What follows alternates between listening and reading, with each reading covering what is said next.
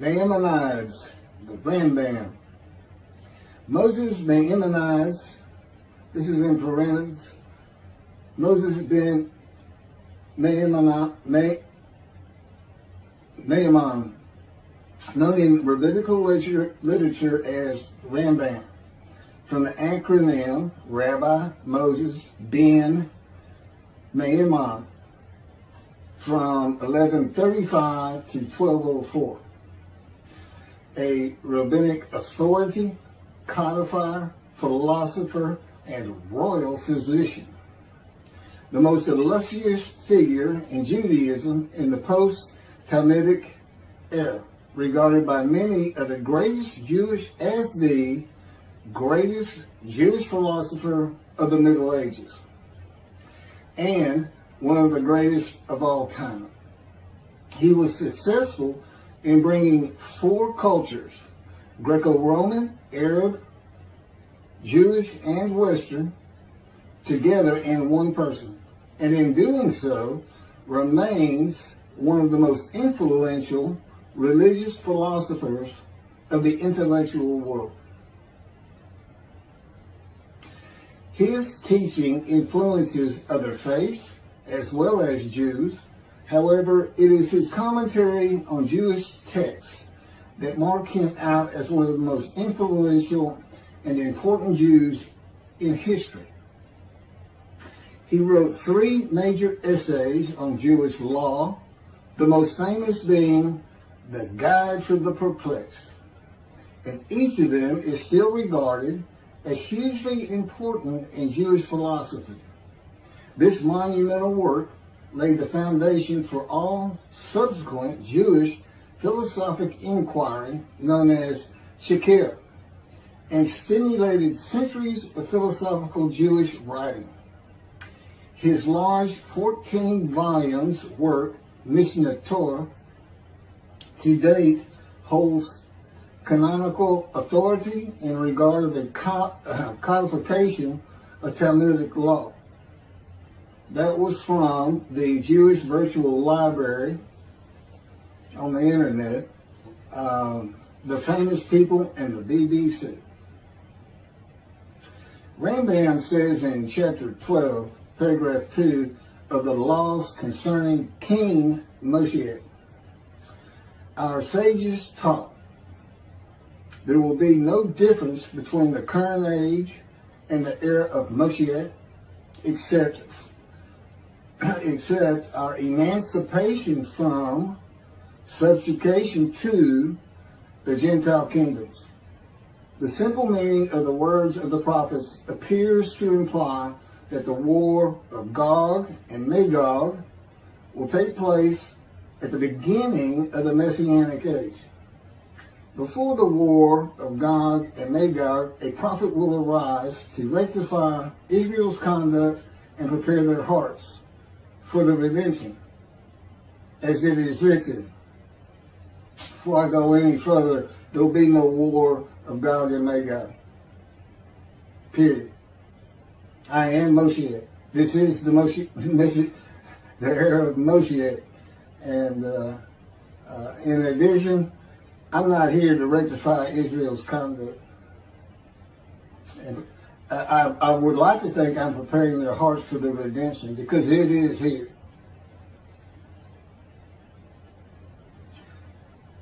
This is from Malachi chapter 3, verse 23. Behold, I am sending you Eliyahu, which is Elijah, before the advent of the great and awesome day of God. He will not come in order to declare the pure impure, nor to declare the impure pure. Nor will he come in order to disqualify the lineage of those presumed to be of flawless descent, nor to validate lineage which is presumed to be blemished. And I agree.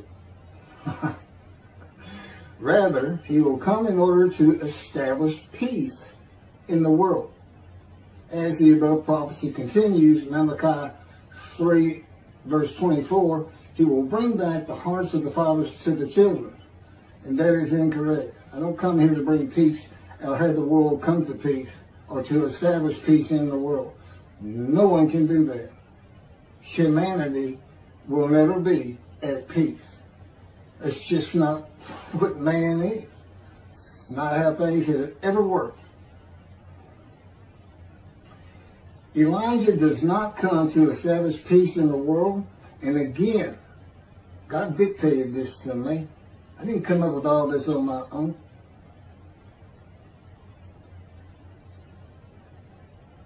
From the book Isaiah 53, In the Day of the Lord. Elijah does not come to establish peace in the world, but to make the many righteous by his knowledge in reconciling the sons to the Father and the fathers to the sons of the family members, one to another, of the Jewish people, by having them be mindful of the teachings God gave Moses at Oreb, and to the practice of Judaism. Okay, be mindful. That's an amendment to the first, the covenant between God and the Israelites given by Moses. It's just an amendment because they had to have strict compliance with 100% of the Israelites agreeing to it, that they would all abide by it. Today he's saying be mindful, and he's also saying it doesn't have to be 100% of the people, those who heed and revere and esteem his name. And he knows it's not going to be all of the Jews, notwithstanding the fact he has forgiven their sins and remembers their iniquities no more. And to be a messenger of the new covenant with sin forgiveness. That's why it's new. There's an amendment to it, and in addition to it is sin forgiveness. That's the only difference. I will be your God, and you will be my people. That's the covenant. And it's never changed. It's never gone away. It's new only in the sense that there's been an amendment to it, and in addition to it, and it's a ratification and confirmation of the covenant at Mount Sinai, or Rambam and the sages say in chapter 12, paragraph 3 of the laws concerning King Moshiach, God makes it real clear. He calls Moshiach, my servant David, a shepherd. He's a teacher. There's been no Davidic kingdom, dynasty, that Rambam thinks is coming. And that's all you have. Now, there is a slight reference to king and prince throughout the covenant of friendship. That just means leader in this context. He's a ruler amongst the people, not a ruler over the people. This is just Rambam's rendition of what a Davidic kingdom would be, but it's not in the Hebrew Bible. During the era of the King Moshiach, once his kingdom has been established and all of Israel has gathered around him, the entire nation's line of descent will be established on the basis of his words, through the prophetic spirit which will rest upon him.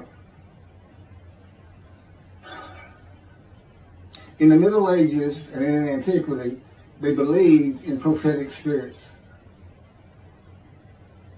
This will not happen. I do not have a prophetic spirit. The Spirit of God alighted upon me, but he's a person that he helps me. He'll tell me things and teach me things.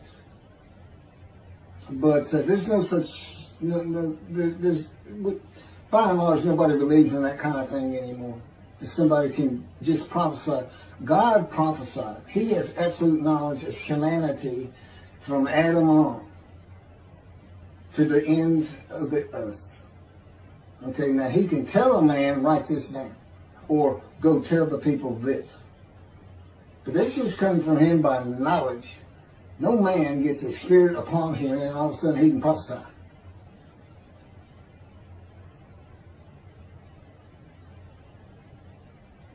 So no, the entire nation's line of descent is not going to be established by anybody, including not myself, and I am Moshiach, or God himself. So that's just not going to happen.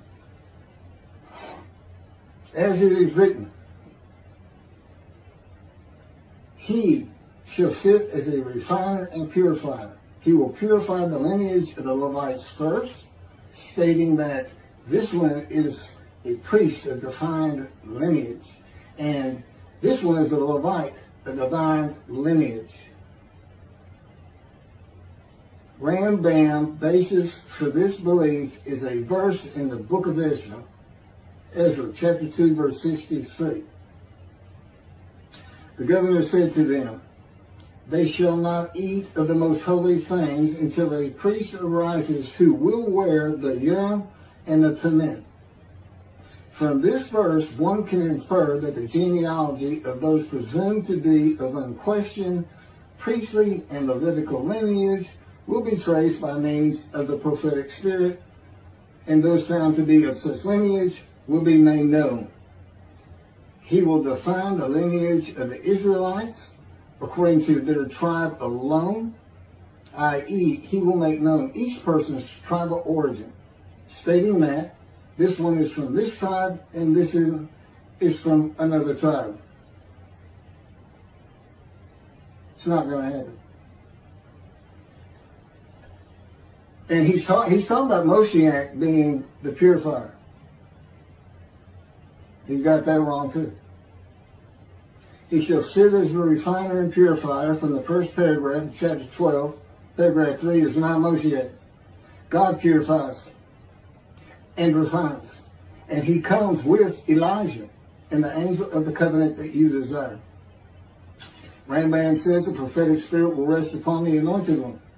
The prophecy of the Hebrew Bible, the prophecies of God. I just gave you my summarization of before I read this, of what I'm about to reread. The difference is, this sounds better, and this is what God dictated.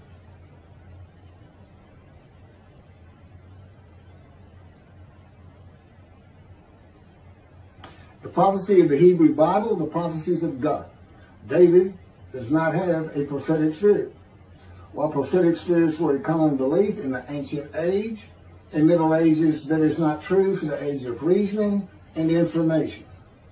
Isaiah chapter 11 verse 2 defines the attributes of the spirit that alights upon the anointed one as a spirit of wisdom and insight, a spirit of counsel and valor, a spirit of devotion and reverence for the Lord. There is nothing regarding a prophetic spirit.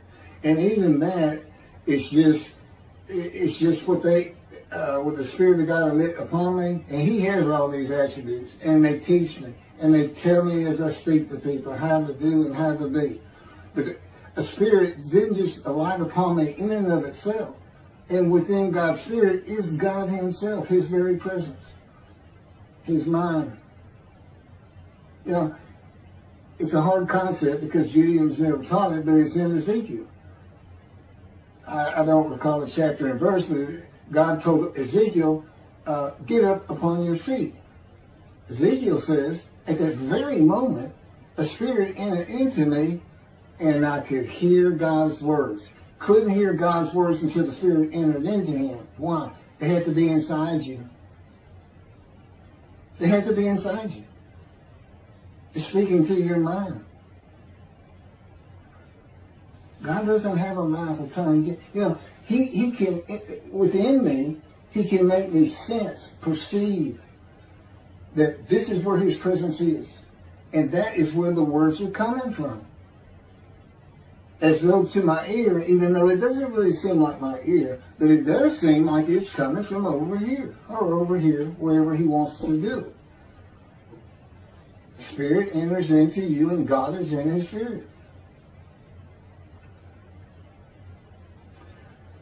And this is Malachi chapter 3, verse 2 through 5. But who can endure the day of his coming? And who can hold out when he appears? For he is like a smelter's fire and like fuller's lye. He shall act like a smelter and purger of silver. And he shall purify the descendants of Levi and refine them like gold and silver. So they shall present offerings in righteousness. Then the offerings of Judah and Jerusalem shall be pleasing to the Lord, as in the days of yore, and in the years of old. But first I will step forward to contend against you, and I will act as a relentless accuser against those who have no fear of me. This is God, and not David or Elijah. It's God. And what does he say? I will act as a relentless accuser. He says when Moshiach is here, his servant David is here, he says, I'm going to have a reckoning and dismiss the shepherds of the flock, the rabbis. I'm going to have a reckoning and not dismiss them, primarily for teaching this Messianic Era. Secondly, for ignoring his prophet. That would be me, shunned, despised, and held of no account. That's how they've been treating me for years now. God's been with me 13 years to prepare me for this, and that's how they treated me.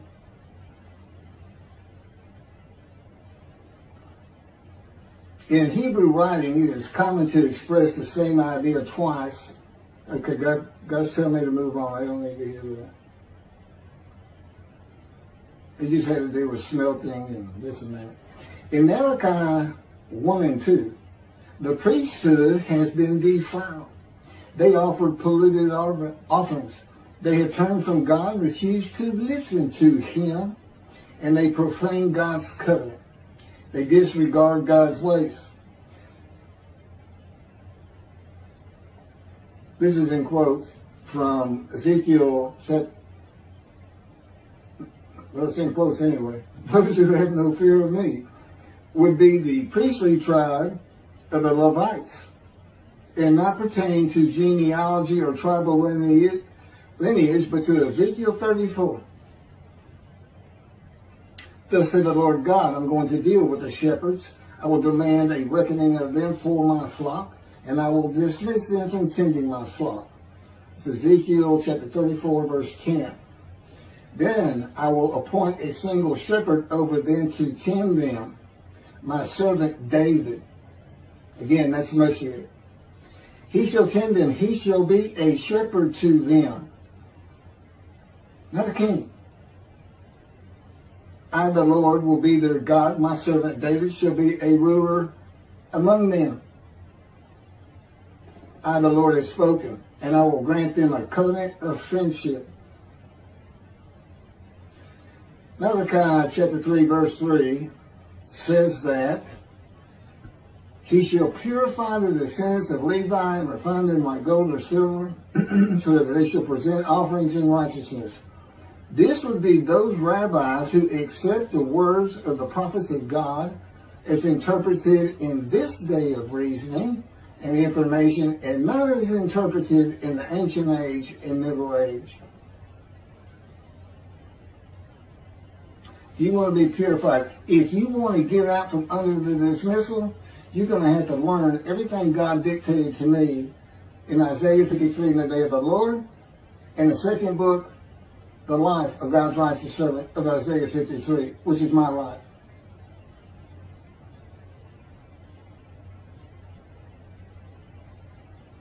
That'll purify you. That'll get you back on the scroll of remembrance so you can see the heaven God is creating. The name Israel still ain't good. The era of redemption, restoration, and exaltation versus the day of the Lord as found in the book. Rambam and the sages interpreted it as a prophecy that Moshiach, with a prophetic spirit, will determine the lineage of the priests and Levites from a verse in the book of Israel. I've covered this. Anyway, the governor said to them, they shall not eat of the most holy things until a priest arise who will wear the Urim and Thummim. This has nothing to do with genealogy of Levites today, or purification and refining, or a prophetic spirit on Moshiach. This is not a prophecy of a high priest arising. And it is not Moshiach, but an answer to those that could not prove they were Levites. when the verse is put into its proper context. This is Ezra, chapter 2, verses 61 through 63. Of the sons of the priests, the sons of Habiah, the sons of Hakuz, the sons of Barzillai, who had married a daughter of Barzillai and had taken his name.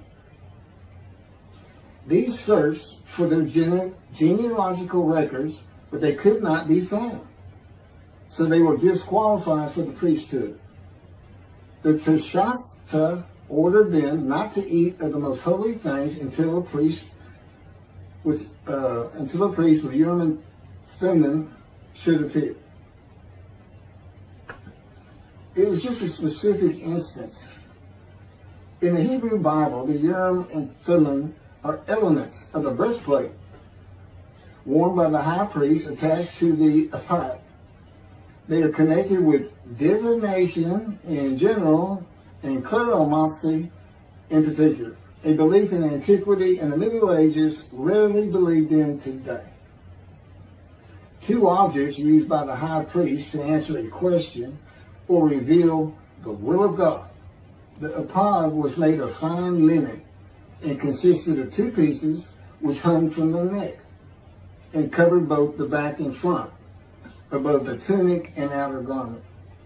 Kleromancy is a form of sortition, a casting of lots. A casting of lots in which an outcome is determined by means that normally would be considered random, such as the rolling of dice, that are sometimes believed to reveal the will of God. Casting of lots, the will of God.